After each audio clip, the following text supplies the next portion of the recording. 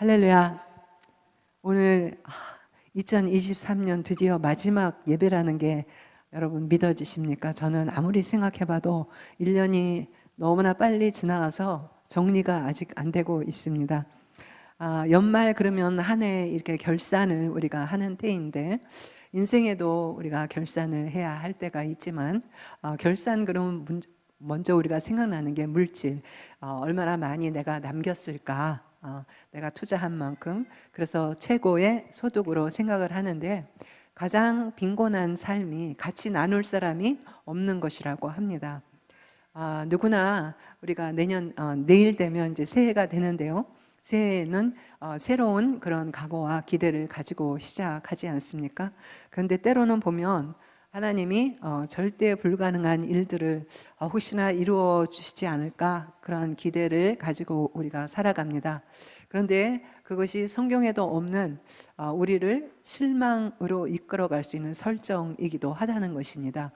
예를 들면 이렇게 많은 경우에 우리는 주변 사람들로부터 예를 들면 남편, 또 아내, 또 자녀, 부모들, 또 목회자들, 또 성도들 사이에도 모든 사람이 나를 어떻게든지 항상 행복하게 해주기를 기대하지 않습니까?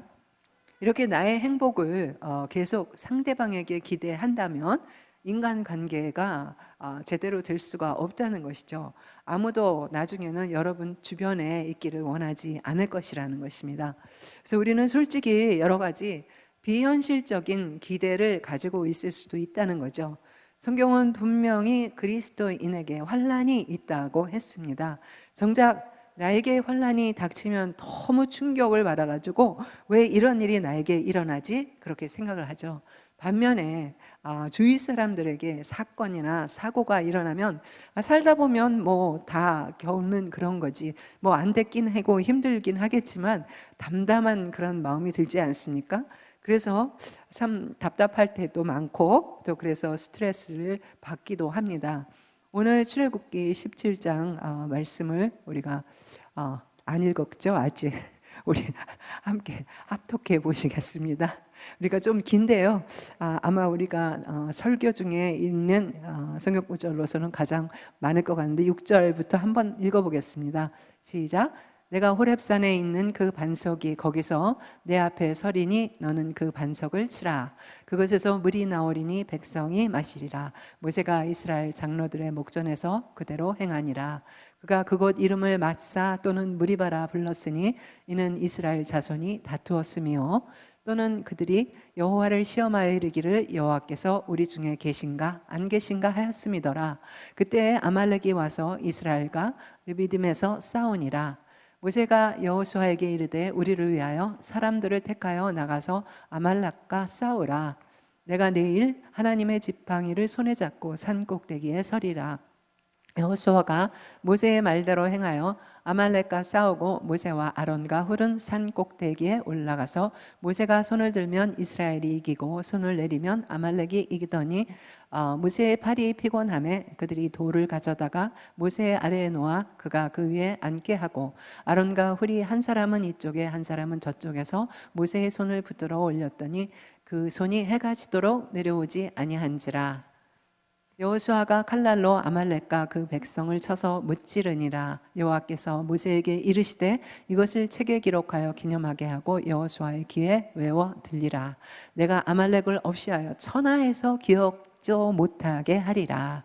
모세가 제단을 쌓고 그 이름을 여호와 니시라 하고 이르되 여호와께서 맹세하시기를 여호와가 아말렉과 싸워 더불어 싸워 대대로 싸우리라 하셨다 하였더라.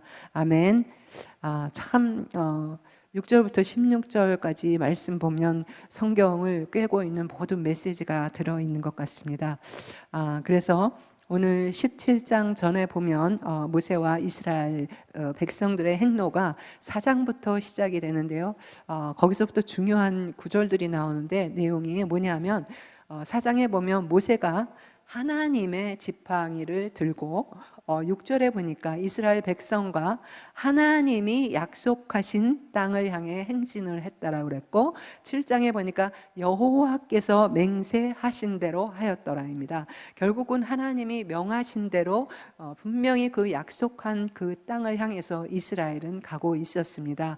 그런데 7장부터 10가지 재앙이 시작이 됩니다. 그리고 14장에 가서 드디어 홍해의 기적을 하나님께서 보여주시고요. 죄송합니다. 15장에 보니까 그 감격에 모세는 여호와는 용사시니라 이렇게 용사의 노래를 부릅니다. 그 노래가 끝나자마자 22절에 보면 마라의 쓴물 사건이 나옵니다. 그래서 그들은 마치 모세가 물을 쓰게 만들기라도 한 것처럼 모세를 원망하고 그에게 싸움을 걸어옵니다. 돌을 찾죠. 사막에 돌이 얼마나 많겠습니까? 돌을 찾아서 언제 내가 뭐 하고 있는 거야 지금 모세? 우리 물이 없다고, 물이 마실 물이 없고 물이 쓰다고.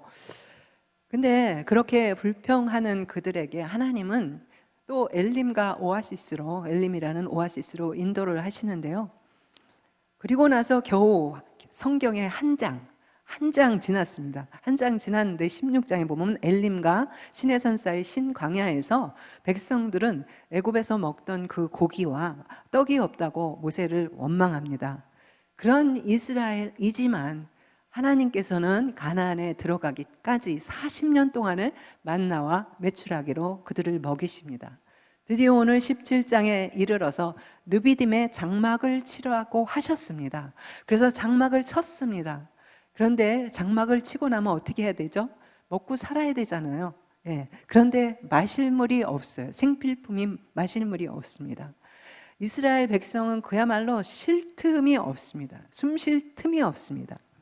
그런데 이러한 상황마다 이스라엘의 주특기는 뭐냐면 불평이에요. 그리고 돌 던질 그러한 자세를 취하는 거죠. 장막을 치라는 것은 뭐겠습니까? 회복을 시키겠다는 것이죠. 거기서 쉬기도 하고 재충전하라고. 그러나 정작 물이 없습니다. 원래 이 르비딤이라는 곳은 물이 있는 곳이고 여행자들이 지나다니면서 쉼과 이 갈증을 해결해 주는 곳이었지만 그 당시 가뭄으로 인해서 물이 없는 상황이었습니다. 이렇게 이스라엘 백성은 기대하고 또 실망 사이를 오고 가는 힘든 시기를 지나는 그런 삶을 산 거죠. 근데 이것이 이스라엘 백성뿐만 아니고 우리 역시도 마찬가지죠. 뭐 하나 지나고 나면, 숨 좀 돌리고 나면 뭐 하나 터지고 계속 기대하고, 그래서 하나님께 기도하면 또 기대를 하고 기대하고 또 실망하고 기대하고 실망을 오고 가는 힘든 시기를 우리도 지나지 않습니까? 그런데 오늘 말씀을 통해서 어떻게 이겼는지가 바로 오늘의 이야기입니다. 인생도 그렇고 우리 신앙도 이 결산을 해야 할 때가 있습니다. 모세에게 보면 아론과 훌, 또 현장에서 띄워줬던 이 여호수아, 그 주위에 좋은 그러한 사람을 남기는 결산이 정말 중요한 결산이 아닌가 생각이 됩니다. 살다 보면 우리를 더 지치게 만드는 것이 뭐냐 하면은 기대가 무너졌을 때가 아니겠습니까? 이스라엘은 첫 번째는 홍해에서 막 가나안으로 가라 그랬는데 홍해가 딱 가로막고 있어가지고, 두 번째는 마라의 쓴물, 또 세 번째는 양식, 고기가 없다고, 또 오늘 르비딤에서 물이 없다고 기대가 무너지는 상황이 계속 오지 않습니까? 이 네 번의 상황에 동일하게 반복되고 있는 잘못이 있는데 그게 뭐냐면 기도보다는 원망을 먼저 한다라는 것입니다. 애굽에서 나올 때 엄청난 기적을 보고 나왔고, 그 기적은 하나님의 관점으로 보면 지금도 현재 진행형으로 기적 속에 광야의 길을 걷고 있음에도 불구하고 당장 눈앞에 먹고 마시는 문제 앞에서는 그들 자신의 본성이 그대로 다 드러난다는 것입니다. 그런데 이것은 우리의 삶도 다르지 않다라는 것이죠. 환경이 무너지거나 관계가 무너질 때, 고통과 비탄에 잠겨 있을 때 우리는 마음속에 그래 견디자 그랬다, 여기까지 그런 선을 그리고 목적을 향해서 가기 위해 안간힘을 씁니다. 그런데 마음에 이렇게 새겨놓은 이 기대의 마지노선이 무너질 때, 그 말은 뭐냐면 한계선이 무너질 때 모든 것이 무너지게 되는 그런 것을 경험하게 됩니다. 관계 역시도 가까운 관계일수록 서로에 대한 기대 때문에 힘들어진 경우가 많습니다. 우리가 또한 누군가에게 품었던 이 기대는 때로는 배반을 당하기도 하고, 또 우리의 어깨에 지워진 이 기대의 무게가 때로는 버겁고 힘겹게 느껴질 때도 있습니다. 그래서 매 순간마다 조금만 더 참자, 금년도까지만 기다리자, 이때까지만, 아이들이 클 때까지만 이렇게 중얼거리면서 견디고 우리가 넘어갑니다. 그런데 기대가 무너지면 우리의 삶도 함께 무너지게 되는 것이죠. 오늘 르비딤에서 숨도 돌리기 전에 8절에 보면 아말렉이 기습 공격을 해옵니다. 이번에 이스라엘과 팔레스타인 전쟁에서 힘들었던 부분이 뭐냐면 팔레스타인이 하마스가 선제 공격을 했기 때문에 이스라엘을, 그래서 정신을 못 차리고 그 아이언돔도 완전히 무너지고 그랬던 게 아니겠습니까? 마찬가지로 아말렉이 기습 공격을 해왔습니다. 그럼에도 불구하고 하나님을 믿는 우리에게 중요한 것은 현재의 우리를 둘러싸고 있는 이런 상황이 아니라 하나님께서 이런 상황에서 어떻게 이기게 하실 것인가, 우리는 항상 기대감을 가져야 한다는 것입니다. 기대가 무너졌을 때 하나님이 모세에게 주신 전략이 뭐냐면 오늘 말씀 속에서 동역입니다.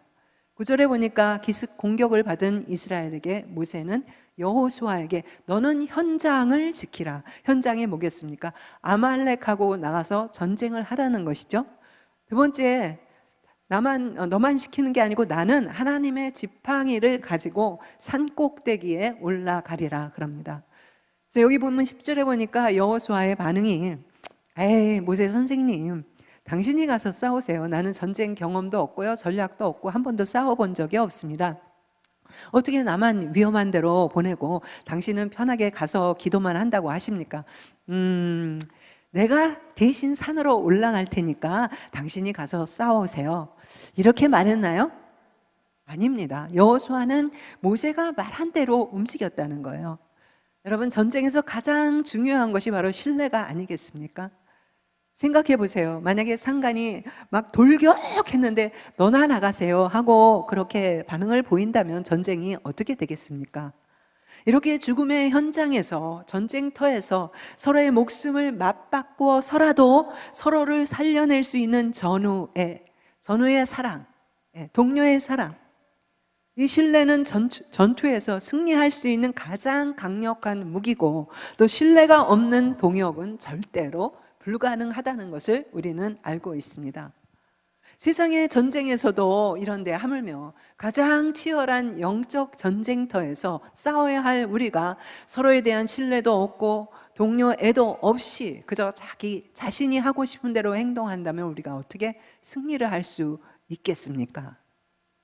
하나님은 그래서 동역자를 찾으십니다. 오늘과 같은 치열한 삶의 이런 전쟁터에서 가족은 함께 목숨을 걸고 싸우기 위해서 부름받은 동역자라고 하는 것을 믿으십니까, 여러분? 그런데 가장 가까이 있기 때문에 가장 먼저 무시하기 쉽고 가장 먼저 비판하기 쉬운 것이 가족이 되어버렸습니다. 근데 하나님의 뜻은 그게 아니라는 것입니다. 가족은 동역하라고 주신 정말 가정이라는 것입니다. 교회 또한 마찬가지입니다. 교회 역시 목사님이 없는 성도들 생각할 수 없고 성도들 없는 목사님은 어떻게 우리가 생각할 수 있겠습니까? 우리 교회가 하나님 앞에서 귀하게 쓰임받기 위해서 필요한 것이 바로 동역인 것입니다. 서로 함께 동역을 이룰 때 교회는 든든하게 서 나갈 수 있을 줄 믿습니다. 아멘. 물론 우리가 살아가면서 갈등이 전혀 없을 수는 없습니다. 그래서 주님이 필요한 것이고 가정도 필요한 것이고 교회 공동체가 필요한 것이 아니겠습니까? 아프리카의 정글을 탐험하는 그러한 학자들이 재미나는 그런 실험을 해봤는데요. 어떠한 한 곳을 지정해 놓고 그곳에 사는 수많은 종류의 짐승들을 한 종류씩 없애면 어떤 일이 일어날지를 실험을 했습니다. 그래서 가장 먼저 새를 없애보았습니다. 그랬더니 새소리가 없는 정글은 마치 공동 묘지처럼 적막한 숲으로 바뀌었다는 것입니다. 그 다음에 원숭이들을 쫓아내자. 그래서 정말 원숭이들이 이가지 저가지 돌아다니면서 나무까지 부러뜨리고 숲이 망가진다고 생각을 해서 그렇게 했는데, 원숭이들이 떠난 숲이 나무들이 오히려 서로 엉키면서 썩어 들어가기 시작했다는 것입니다. 마지막으로 또 여러분, 징그러운 뱀 있죠, 뱀. 예, 뱀들이 얼마나 많습니까? 그 뱀을 제거해 보았습니다. 그랬더니 뱀의 천적이 없어진 그 쥐들이 그 숲에서 판을 치며 날뛰기 시작했고, 쥐들로 인해서 해충을 잡아먹던 그 벌레들이 모두 없어지니까 숲이 병들어 썩기 시작을 했다는 것입니다. 그래서 이 실험을 통해서 학자들은 놀라운 사실을 발견하게 되는데, 하나님이 만드신 이 자연은 서로 함께 공생하고 더불어 살아갈 때 건강하고 질서가 잡힌다는 사실입니다. 하나님은 만물이 서로 돕고 살아가도록 창조를 하셨다는 것입니다. 성경은 그래서 서로 도와서 함께 일하는 것을 동력이라고 표현을 합니다. 이 동력이라는 말을 가장 자주 쓴 사람이 성경에서 사도 바울입니다. 그런 사복음서, 서신서에 보면은 우리는 하나님의 동력자들이요, 동력자를 나열하고 동력자라는 명칭을 사용을 했습니다. 그런데 동력자라는 것은 영어로는 요크 펠로라고 하는데요, 이 요크라는 건 뭐냐면 멍에예요, 멍에. 두 마리의 짐승에 씌우는 이 멍에, 두 마리의 짐승이 멍에를 같이 씌우게 되면 무거운 일도 힘든 일도 함께 짐을 지고 효과적으로 위대한 일을 할 수 있다라는 것입니다. 그래서 동력이라는 것은 힘든 일을 함께 지라는 것입니다. 그런데 비단 자연과 인간만이 동력자가 아니고 하나님 역시도 동력하시는 분이라는 것입니다. 삼위일체 하나님, 삼위일체로 존재하시면서 서로 동력을 하셨습니다. 아버지와 아들과 성령은 창조와 구원의 역사를 모두 동력으로 이루셨다는 것입니다. 그래서 지금 어느 때보다도 동력의 회복이 절실히 필요한 때라고 생각이 됩니다. 이렇게 서로를 섬기는 동력을 이루기 위해서 정말 중요한 것이 있습니다.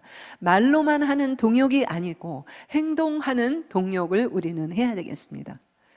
우리가 가만히 앉아 있을 때 그 싸움에 하나님은 전혀 개입하지 않으신다는 것입니다. 우리가 행동으로 옮길 때 개입하기 시작하신다는 것입니다. 누군가는 칼을 들고 전쟁으로 실제로 나가야 하고, 누군가는 지팡이를 들고 산 위에 올라가서 기도의 손을 들어야 한다는 것입니다. 그것이 바로 행동하는 동력인 것입니다. 이렇게 서로가 각자의 자리에서 최선을 다하면 가장 강력한 동력으로 이어진다는 것이 12절 말씀인데요, 모세의 팔이 피곤하게 되자 아론과 훌이 돌을 가져다 모세를 거기에 앉혔습니다. 그리고 하나는 이편에서 하나는 저편에서 모세의 손을 들어서 올렸다고 했습니다. 이 모습이 가장 강력한 동력이라는 거죠. 기도의 동력을 한 것입니다. 여러분, 혹시 우리 가운데 기도의 손을 더 이상은 올릴 수 없을 정도로 낙담한 그러한 지체들이 있지는 않습니까? 겉모습은 멀쩡하지만 속은 아무도 모릅니다. 연말이라서 바쁘고 연초되고 계속 바빠서 그냥 내일 바빠서 신경을 못 쓰기도 하지만, 우리가 서로를 동력자로서 헤아려야 될 때가 되지 않았나. 그래서 하나님께서 정말 우리를 한 공동체로 불러주신 진정한 이유가 아닐까 저는 생각이 됩니다. 운동 경기 중에 그 조종이라는 경기가 있습니다. 영어로는 래프팅이라고 그러는데요, 조종 경기를 보면 한 10명쯤 거기에 앉아 있습니다. 그래서 팀으로 이루어서 노를 젓는데요, 왜 그렇게 10명씩 이루어서 한 배를 타고 가는지 아십니까? 그 중에 혹시라도 지치는 사람이 있을 때 다른 사람이 계속해서 노를 젓게 하기 위함이라는 것입니다. 내가 지치면 다른 사람이 나를 위해서 노를 젓고, 그 사람이 지칠 때 내가 그 사람을 위해서 대신해서 노를 젓고, 이렇게 서로를 위해서 노를 저 나갈 때 어느새 우리는 목표의 지점에 함께 도달할 수 있다라는 것입니다. 하나님이 우리를 비전교회라는 이 한 배에 타게 하신 이유는 누군가 지쳐 있을 때 그 사람의 목까지 내가 기도의 노를 젓기 위함이 아니겠습니까? 그러면 언젠가 내가 지칠 때 그 사람이 나를 위해 기도의 노를 저어주게 될 것입니다. 이것이 바로 동역하는 기도의 능력인 것입니다. 서로가 서로를 위해서, 몸된 교회 공동체를 위해서, 특별히 우리를 이끌어 가시는 담임 목사님을 위해서 간절히 기도하는 공동체가 되면 참 좋겠습니다. 목사님의 짐을 나는 과연 얼마나 나누어 지려고 했는가? 나의 기도가 부족했던 것은 아니었었나? 나는 나의 가족의 짐을 얼마나 나누어 지려고 했는가? 지친 팔을 들어 올려서 함께 기도하는 공동체가 되기를 소망합니다. 이러한 우리의 모든 동역은 바로 하나님과의 동역을 전제로 한 동역이어야 합니다. 그런데 나의 동역자는 누굽니까? 여러분 옆에 계시는 분 다 동역자고요. 또 가정에 가면은 여러분 가정, 자녀도 그렇고 남편, 아내도 그렇고 부모님도 그렇고 다 동역자입니다. 예. 그런데 그것보다도 나의 최상의 동역자는 바로 오늘 말씀 중에 있는 여호와 니시. 그 뜻은 뭐냐면 승리의 하나님이 나의 동역자라는 것입니다. 14절에 보니까 여호와께서 모세에게 이 승리의 역사를 책에 기록하라고 말씀하십니다. 그러면서 당신이 어떤 하나님이신 것을 말씀하는데, 내가 아말렉을 도말한다는 건 완전 진멸시킨다는 거죠. 천하에서 기억함이 없게, 기억조차도 못하게 한다는 것입니다. 이 말씀에는 무슨 의미가 있겠습니까? 바로 여러분과 저의 싸움은 이미 승리로 끝났다는 것입니다. 이미 승리했다라는 것을, 여러분 믿어지지가 않으니까 눈만 깜빡깜빡하고 있는데요, 말씀이니까 믿으셔야 됩니다. 아멘. 이 싸움의 주인공은 군사를 이끌고 나가서 싸운 여호수아도, 산꼭대기에서 기도에 손을 올렸던 이 모세와 아론과 훌도 아니었습니다. 결국 이 싸움의 사령관은 바로 하나님이셨다는 것입니다. 모세의 손이 내려올 땐 전쟁에 밀리는 이상한 전쟁입니다. 지금 무언가 위에서 결정되고 있다라는 것입니다. 아래에서는 여호수아가 전쟁 현장의 실제적인 도구라면, 위에서 모세는 하나님의 힘을 가져온 이런 영적인 도구라고 볼 수가 있는 것이죠. 그렇습니다. 하나님이 위에서 비밀스럽게 돕고 계시다는 것이 16절 말씀인데요, 여기에 헬라어 번역을 보면 더 분명해집니다. 여호와께서 맹세하시기를 하는 이 부분이 기원전 3세기에 구약의 최초의 번역, 히브리어에서 헬라어로 번역됐는데 그거를 70인역이라고 하거든요. 거기에 보면 주께서 비밀스러운 손으로 아말렉과 영원히 싸우신다 그랬어요. 이 말씀은 뭡니까?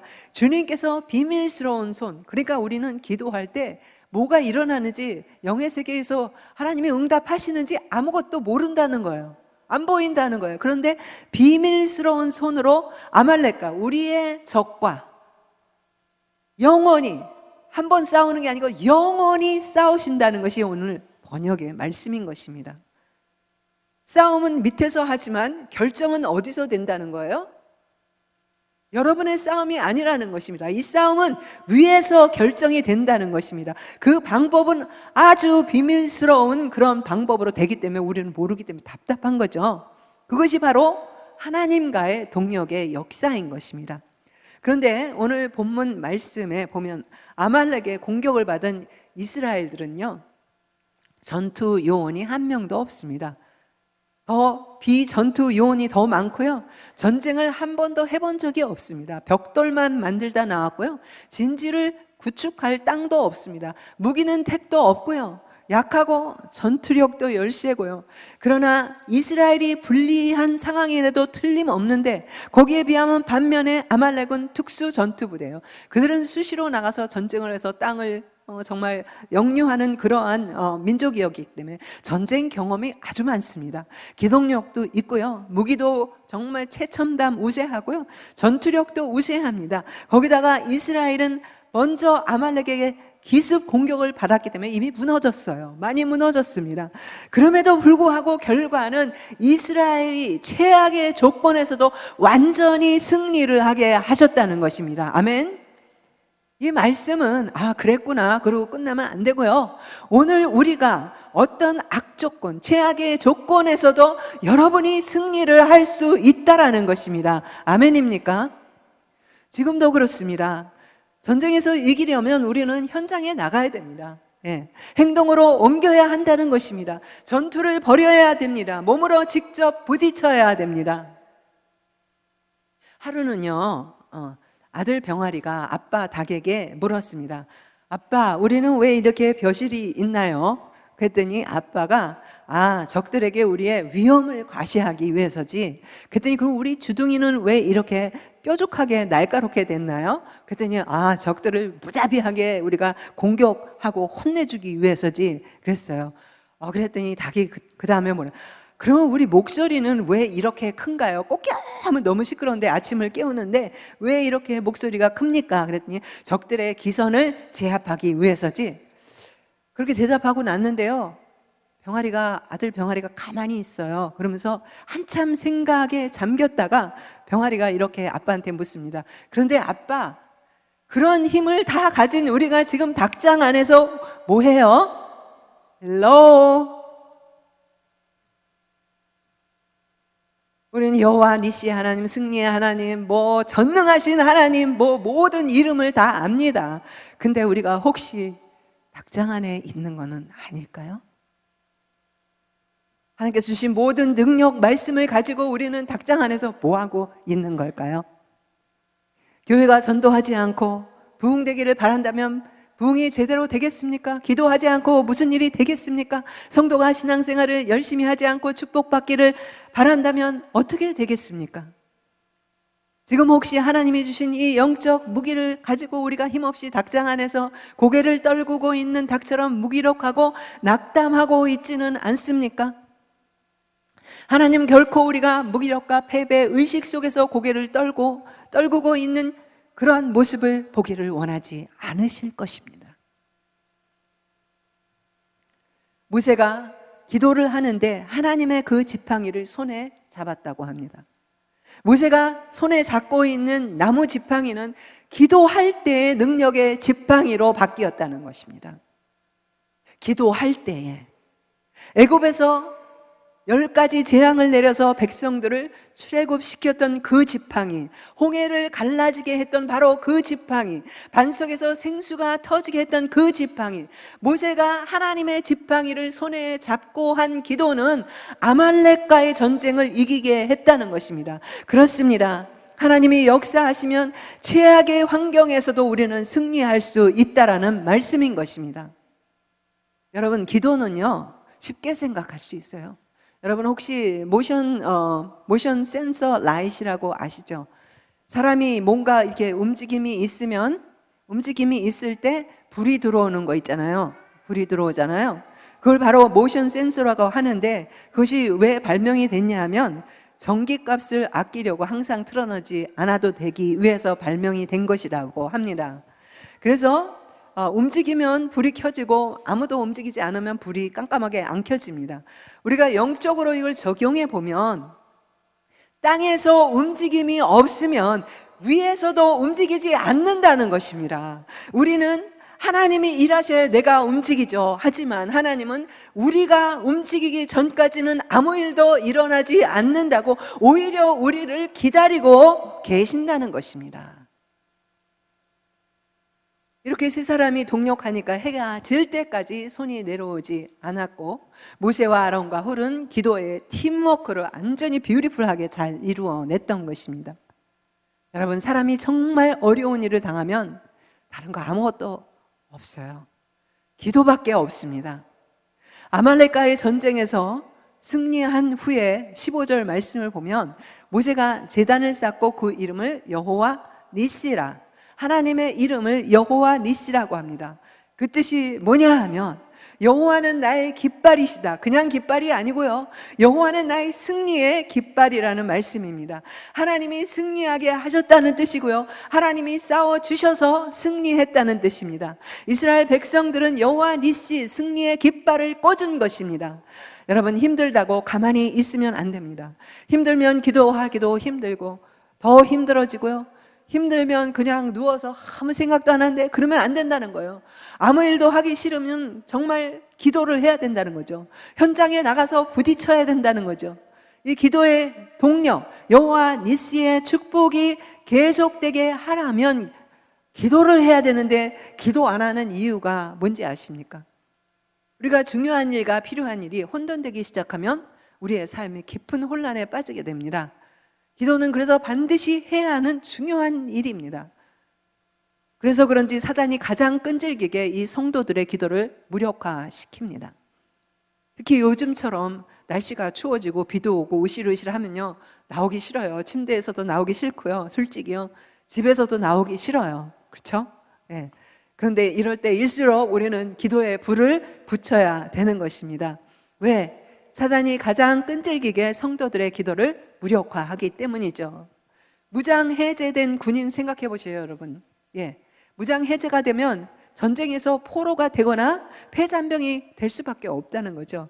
이번에 여러분 이스라엘 전쟁에서 봤죠. 하마스가 정말 그 무기를 버리고 나오는 그 모습, 그게 패잔병의 모습이에요. 무기가 없으면 우리는 포로가 될 수밖에 없고 패잔병밖에 안 되는 거죠.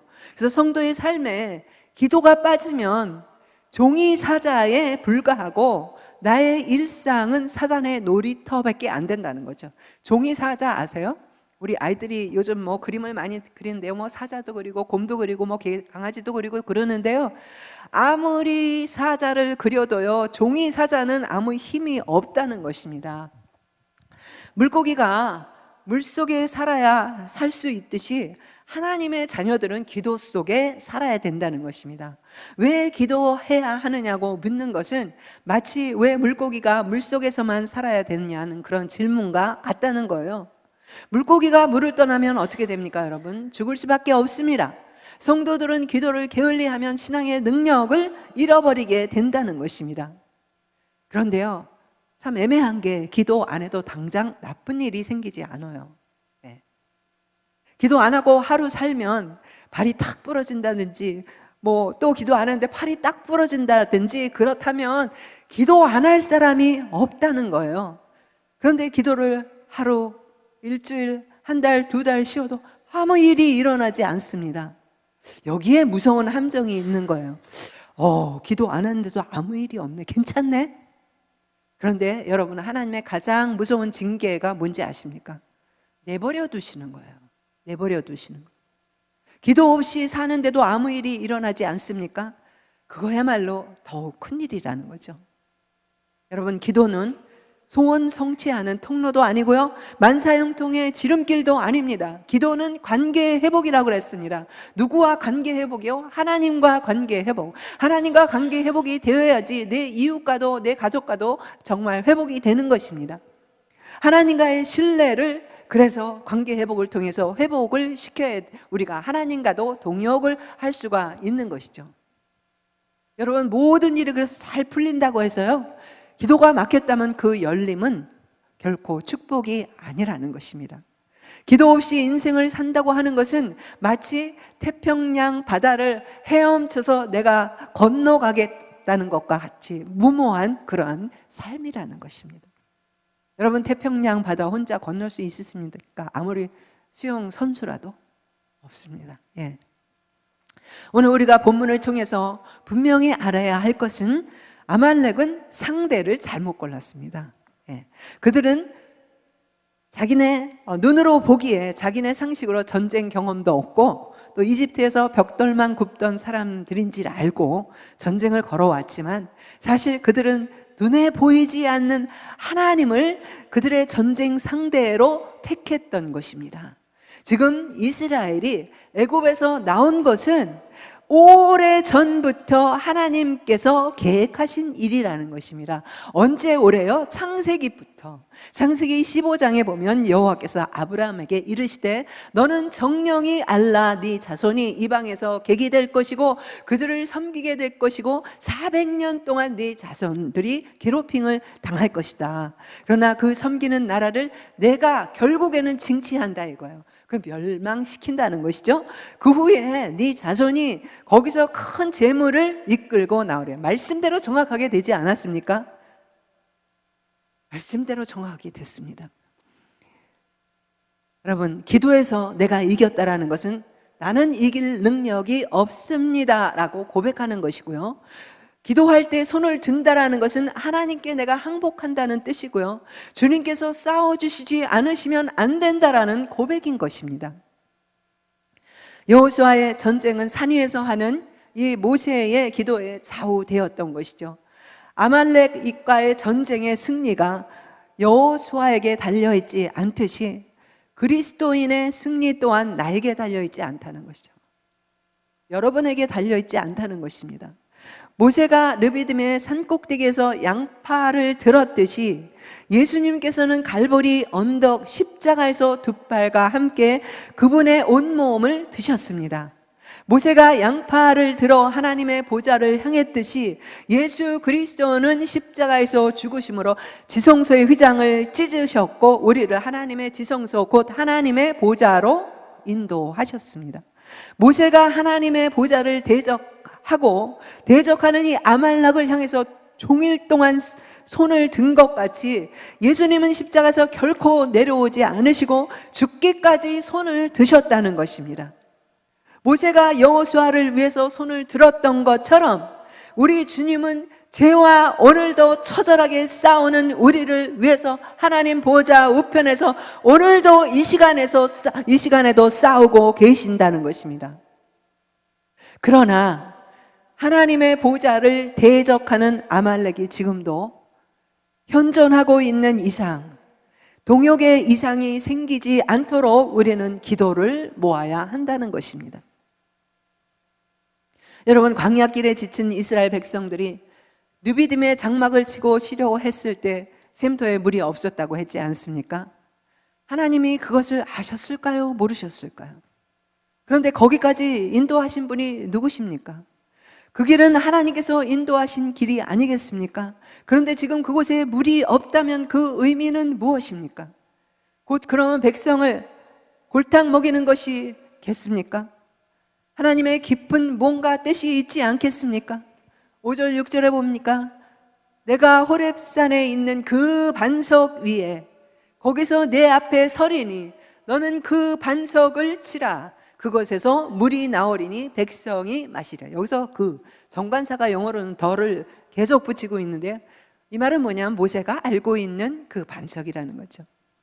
하나님이 그 반석 위에 서신다고 분명히 말씀하셨습니다.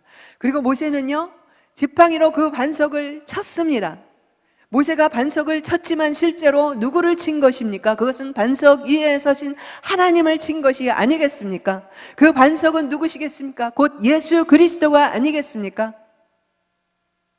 하나님께서 쉼터인 이 르비딤에 물이 없게 하신 이유는 너희에게 진짜 쉴 수 있는 샘터는 르비딤에서 나오는 샘물이 아니라는 거예요. 여러분이 사 마시는 비싼 샘물이 병물이 아니라는 거예요. 너희의 오직 쉼터는 내가 주는 생수만이 너희를 영원히 살릴 수 있다라는 것이죠. 이 말씀은 오늘 우리들에게 동일한 말씀입니다. 이 일이 있고 나서 모세가 그곳 이름을 마사 또는 무리바라고 명하였는데요. 마사라는 것은 시험이라는 뜻이고요, 무리바는 다툰다는 뜻입니다. 그들의 시험이 뭡니까? 곧 하나님이 우리 중에 계시냐 아니면 안 계시냐라는 그런 의심을 끊임없이 하지 않습니까? 그런데 이것은 이스라엘 백성에게만 오는 일일까요? 평소에 우리는 얼마나 많이 하나님을 시험합니까? 수시로 드는 생각이 주님이 계시기는 하는 걸까? 내가 이렇게 힘든데 하나님은 왜 나를 힘들게 내버려 두는 것이지?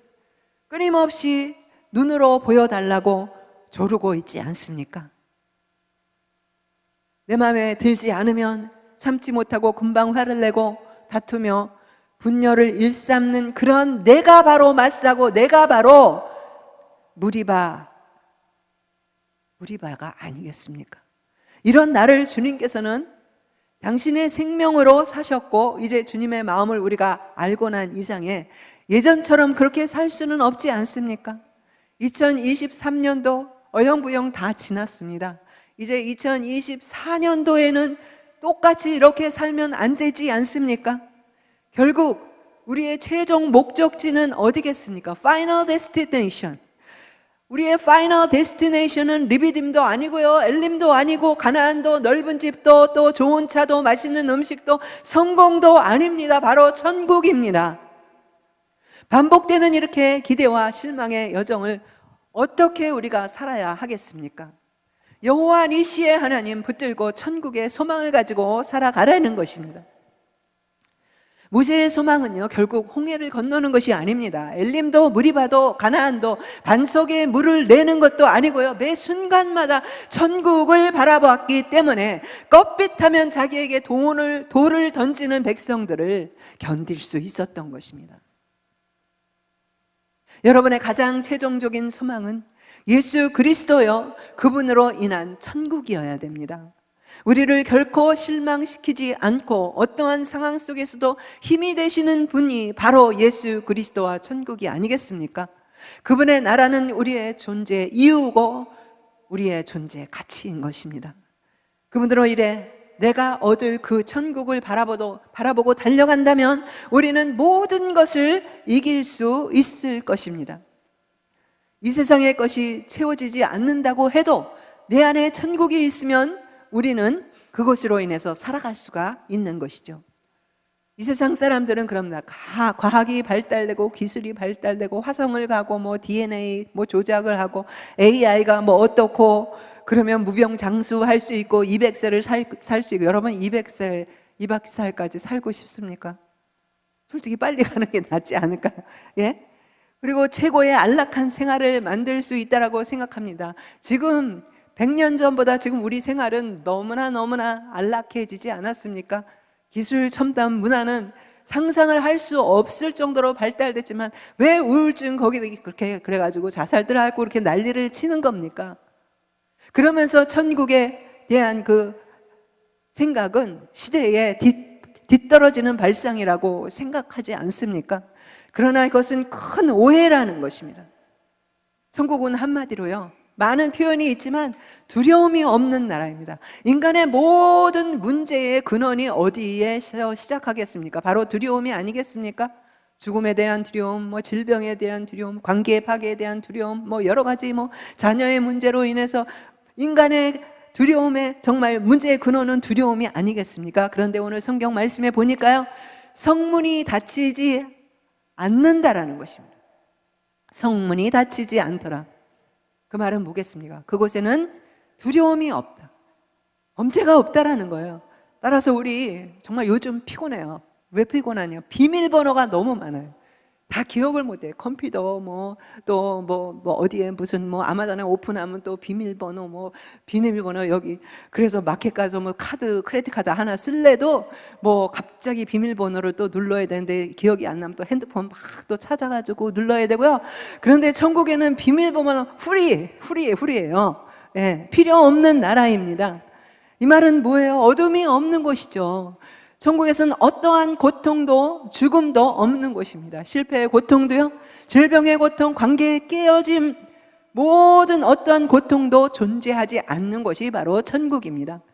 그래서 계시록 21장에 보면 모든 눈물을 그 눈에서 씻기심에 다시는 사망도 없고 애통함도 없고 이 땅에 매이지도 않고 정말 아픈 것도 하나도 없다는 것입니다. 그러면서 뭐라고 그랬어요? 처음 것은 다 지나갔다는 거예요. 처음 것이 어디겠어요? 우리 이 땅에서 지금 고통받는 거, 고생하는 거, 여러분 애쓰는 거, 이런 거는 다 지나갔다는 것입니다.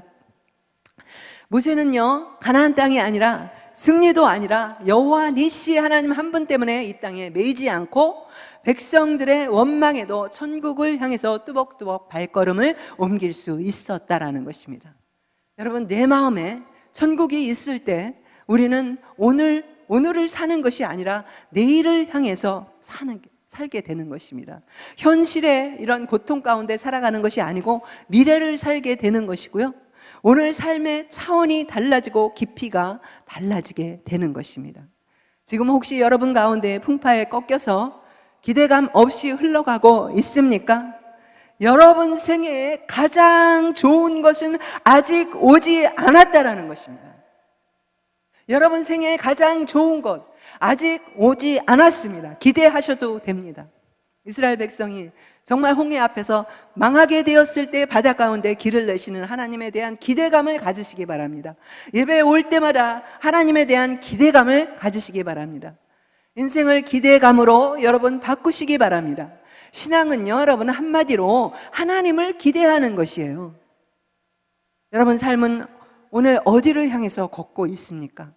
여러분의 마음속에 영원한 고향인 하나님의 나라, 그 나라가 새겨지고 그 나라를 바라보면서 걸어가는 하루하루가 되시기를 주님의 이름으로 축복합니다. 우리의 삶의 가장 큰 힘은 바로 천국입니다. 인생의 결산은 이 땅이 아니고요, 천국이라는 것입니다. 그때까지 우리가 어떻게 해야 됩니까? 같이 나눌 사람이 있는 동력을 남기는, 동력으로 승리하게 되는 여러분의 삶이 되기를 주님의 이름으로 축복합니다. 아멘. 오늘 이 말씀 우리 다시 생각하시면서 2023년 정리하기도 하시고요. 하나님 어떻게 지나갔는지 2023년이 또 어영부영 지났습니다.